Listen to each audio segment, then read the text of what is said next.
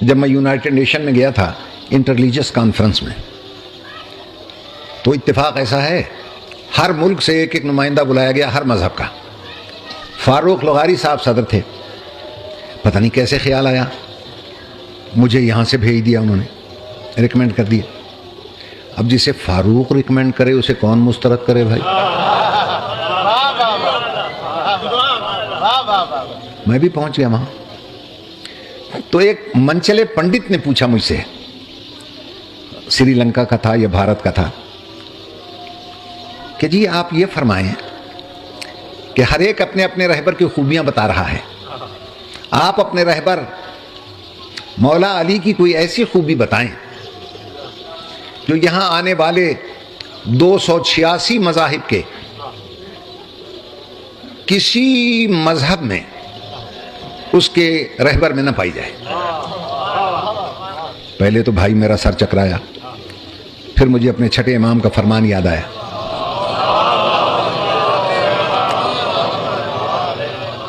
میرے چھٹے امام نے ارشاد فرمایا ہے کہ جب کوئی ہمارے بارے میں ایسا سوال کرے کہ جو تمہارے ذہن میں پریشانی کا سبب بنے تو پریشان نہ ہونا، میں وعدہ کرتا ہوں جہاں تمہارا ذہن کام کرنا چھوڑ دے گا ہمارا ذہن تمہارے ذہن میں کام کرنے لگے گا،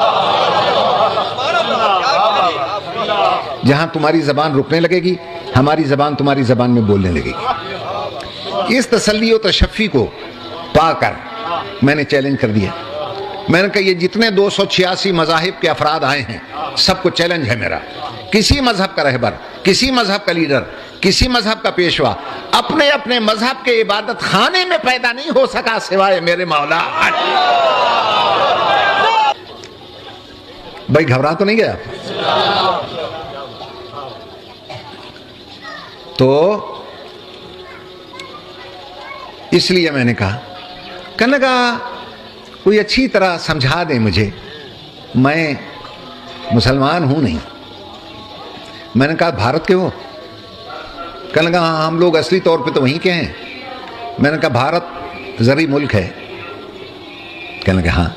میں نے کہا وہاں باغات نہیں لگتے؟ کہنے لگے لگائے جاتے ہیں۔ میں نے کہا وہاں کے آم مشہور ہیں؟ کہنے لگا جی ہاں۔ میں نے کہا جب کوئی آم میٹھا پھل دینا بند کر دے، توجہ ہے یا نہیں، تو پھر اس کی نسل کیسے چلاتے ہو؟ کہ پیوند کے ذریعے۔ میں نے کہا بس یہیں سے سمجھ لو، اللہ نے کائنات میں ایک نبوت کا درخت لگایا،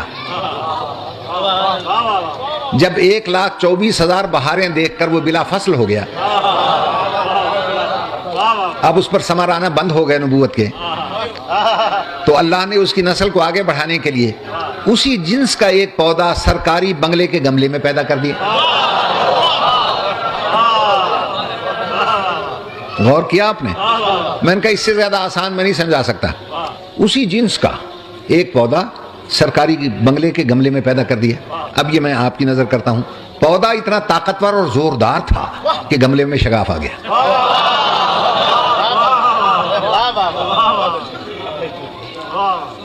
شگاف کو پر تو کیا گیا مگر پھر وہیں سے شگاف آ گیا۔ آج تک کعبے میں لکیر ہے، توجہ ہے یا نہیں؟ کہنے لگے جب اتنا بڑا رہنما ہے آپ کا تو آپ سنی شیعہ میں کیوں تقسیم ہیں؟ ہم نے کہا نہ ہم کوئی سنی ہے اس کے لیے نہ شیعہ ہیں، پنڈت جی ہم سب سنی شیعہ ایک ہیں۔ کہ ایک ہو کیسے ایک ہو؟ نام دو ہیں۔ میں نے کہا ایک اس طرح ہے کہ وہ جو کعبے میں لکیر ہے نا، ہم سب اس لکیر کے فقیر ہیں۔